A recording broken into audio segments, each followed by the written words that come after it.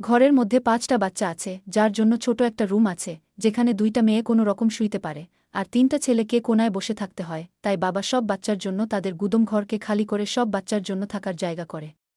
সবার আগে আমরা মজবুত লোহা দিয়ে বেড স্ট্রাকচার বানাব। আর স্ক্রু দিয়ে টাইট করে দিব, তার উপর পলাই ফ্লোরিং করে আরামদায়ক ম্যাট্রেস দিব, সাথেই জানালার সাথেই পর্দা লাগাবো, আর নিচে মেয়েদের জন্য স্টাডি টেবিল লাগাবো। এই দিকে রেক বানাই বই রাখবো। আরেকটা বেডের নিচে আলমারি বানাবো, যেখানে তাদের কাপড় রাখবে। বেডে যাওয়ার জন্য বক্সওয়ালা সিডি লাগাবো, যেখানে তাদের মোজা, প্রাইভেট জিনিস আর বেডশিট রাখবে। সাথেই সুন্দর করে পার্টিশন দিয়ে দিব। গুড। এই দিকে আরেকটা বেড বানাবো, তার নিচে রেক বানাই ছেলেদের সব বই রাখবে, আর 3টা ছেলের জন্য স্টাডি টেবিল লাগাবো। ওয়াও। এই দিকে ছোট আলমারি বানাবো, যেখানে তাদের দামি দামি কাপড় রাখবে, আর বেডে কমফোর্টেবল ম্যাট্রেস লাগাবো। নাইস। সাথেই সুন্দর করে পার্টিশন দিয়ে দিব। আর এই দিকে আরও 2টা বেড বানাবো, আর আলমারিও থাকবে।